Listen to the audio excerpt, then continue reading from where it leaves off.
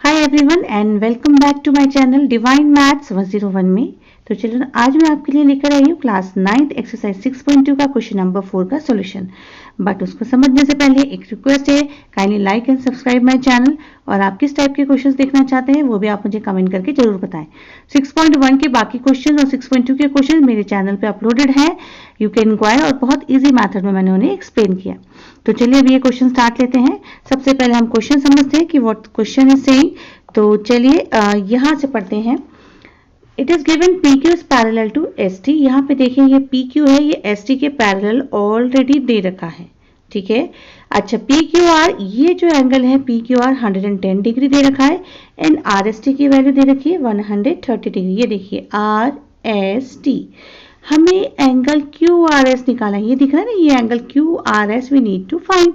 अच्छा, इस क्वेश्चन में ऑलरेडी हिंट दे रखा है कि लाइन पैरेलल खींचिए जो ST के थ्रू जाए, ST के पैरेलल खींचनी है और R से पास होनी चाहिए, ठीक है। तो चलिए एक लाइन हम ड्रॉ कर लेते हैं ताकि जो हिंट दे रखा है उस हिसाब से हम क्वेश्चन सॉल्व करेंगे। तो let me draw the line here. मेरे ख्याल से यहाँ से ड्रॉ हो जाएगी। तो let start and drawing. Sorry, मुझे लाइन लेनी पड़ेगी इसके लिए, तो मैं लाइन लेती हूँ।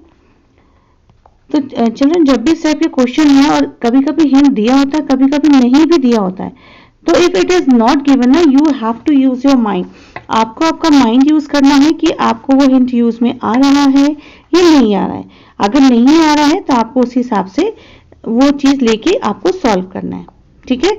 चलिए अब इसे मैंने इस वाले को मैंने A नाम दे दिया है और इस वाले पोर्शन को मैंने E नाम दे दिया है, ठीक है। You have to label the names, जो भी आपने लाइन ड्रॉ करी है वो लेबल होनी चाहिए। फाइन। तो ये जो उन्होंने हिंट दिया था वो तो हमने कर दिया। चलिए, उन्होंने कहा ST के थ्रू एक लाइन पैरेलल खींचे। ये देखिए ST के थ्रू हमने लाइन पैरेलल खींची है ARE। अच्छा, दो तरीके से क्वेश्चन हो सकता है। हम PQ के साथ भी जा सकते हैं और इसको एक ट्राइंगल की तरह कन्वर्ट करके भी कर सकते थे, पर और इजी वे है कि खाली हम इसी लाइन का यूज करके कर लें।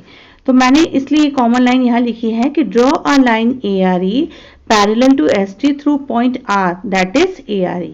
हमने ये कि देखिए पूरी की पूरी वही लैंग्वेज है, बस जो पॉइंट R के बाद मैंने उस लाइन का लेबल कैसे लिख दिया है ARE, इसलिए मैंने नाम लिख के दिखा AR एंड E, ठीक है।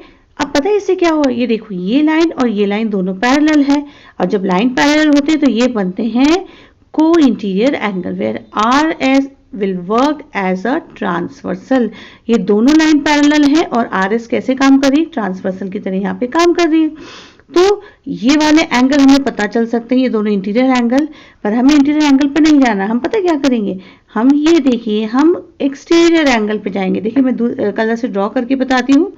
Will draw the exterior angle. ये देखिए एक तो एंगल हमारा बन रहा है ये, एक मिनट देखिए, यहाँ से है ना, ये वाला एंगल देख रहे हैं। ये एंगल और ये एंगल कौन सा शेप में आ रहा है, Z शेप में आ रहा है ना। ये यहाँ से आ रहा है और ये यहाँ से आ रहा है। These are the pair of interior angles, co interior angles, because line is parallel. ये देखो अगर मैं इसको एक्सटेंड करती हूँ इस लाइन को PS को, तो आपको दिख गया ना ये पूरी लाइन, और ये दोनों लाइन पैरेलल है। इस लाइन को मैं यहाँ तक एक्सटेंड कर दी तो अब आपको लाइन दिख रही है। पैरेलल होने से दोनों एंगल कौन से एंगल हो गए, 130 डिग्री। ओके। अच्छा, अभी 130 डिग्री होने के बाद अब हमें क्या करना है, मैं यहाँ पे इसके अलावा आपको ये दिखाती हूँ कि 110 डिग्री का भी हमने क्या रिलेशन निकाला है, उससे हमारी बहुत प्रॉब्लम सॉल्व हो जाएगी। यहाँ पे देखिए ये 110 डिग्री दे रखा है और ये लाइन पैरेलल, ये को इंटीरियर एंगल्स होते हैं ना।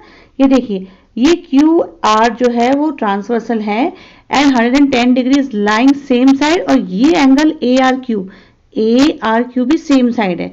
तो these are the pair called the co-interior angle. ये वाला एंगल मैं इसको ड्रॉ करके ऐसे बताती हूँ। ये देखो ये इतना सा एंगल, यहाँ से देखिए ये एंगल है ना, ये एंगल और ये वाला एंगल, इन दोनों का टोटल पता है कितना होगा, 180 degree, because they are the pair of को इंटीरियर एंगल्स। तो इन दोनों का टोटल 180 होगा। तो 110 में से हम इनको सबट्रैक्ट कर देंगे और फिर उसके बाद हमारा आंसर आ जाएगा। तो चलिए अब स्टार्ट लेते हैं। मैंने यही लिखा, अगर आप यही वाली लाइन ड्रॉ करते हो, इस वजह से मैंने ये 3 कॉम्बिनेशन लिख दिए कि ST है PQ के पैरेलल, PQ है ARE के पैरेलल, और ST भी किसके पैरेलल हो गए, ARE, ठीक है। Once you have written this statement you can write these lines. और इसमें भी क्योंकि आप ऑलरेडी लिख चुके हो तो वैसे इनकी जरूरत नहीं है, पर आपको पता होना चाहिए इसलिए मैंने यहाँ लिखा। ठीक है, अब देखो मैंने क्या कहा था कि इन दोनों का टोटल कितने डिग्री होगा 180। तो ये लिखा है A R Q plus P Q R. अब ढूंढो, देखो A R Q plus P Q R, इन दोनों का टोटल यानी ये एंगल और इनका टोटल 180।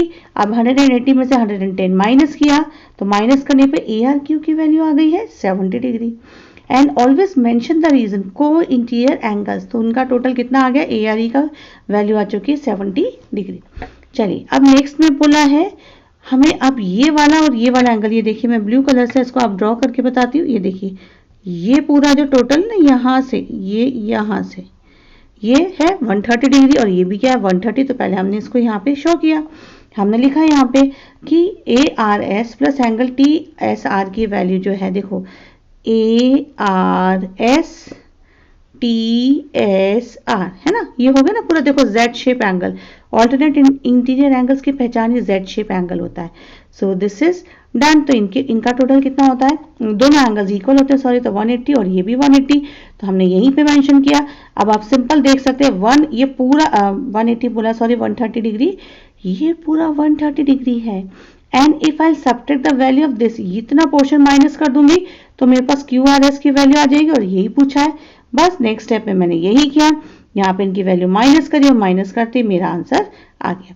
तो यू कैन फाइंड अब हमारा आंसर कितना आ चुका, हमारा आंसर आ चुका है यहाँ पे माइनस करने पे। यहाँ पे देखिए ऑल्टरनेट इंटीरियर एंगल मैंने यहाँ लिखा है और ये लिखने के बाद इसमें से मैंने देखो 130 डिग्री में से 70 डिग्री को माइनस किया तो my final answer become 60 degree. बस यही करना था, क्वेश्चन का सॉल्यूशन हो गया है और तो कोई टेंशन लेने की जरूरत ही नहीं है। आपको एक बार ये ध्यान रखना है कि ये वाले कौन से एंगल है ऑल्टरनेट इंटीरियर, और ये जो दो एंगल है उसको लेकर हमने वर्क किया है। आई होप वीडियो आपको पसंद आया होगा और आपको समझ आया होगा। और हाँ, अगर आपको पैरेलल लाइंस, को interior angles, alternate interior angles इनकी प्रॉब्लम है तो मैंने अपने चैनल पे ऑलरेडी ये वीडियोस अपलोड करे हुए हैं, जिससे आप इजीली समझ सकते हैं कि किस तरीके से हम इनको ऑल्टरनेट और कॉरेस्पॉन्डिंग और जो थर्ड एंगल है को इंटीरियर और सिंपल को एक्सटीरियर एंगल्स बनते हैं। ठीक है, तो आप उसको देखेंगे तो आपको बिल्कुल क्लियर हो जाएगा। मिलते हैं नेक्स्ट क्वेश्चन में, टिल देन बाय। और जो प्रॉब्लम है वो आप कमेंट करके बता सकते हैं। सी यू।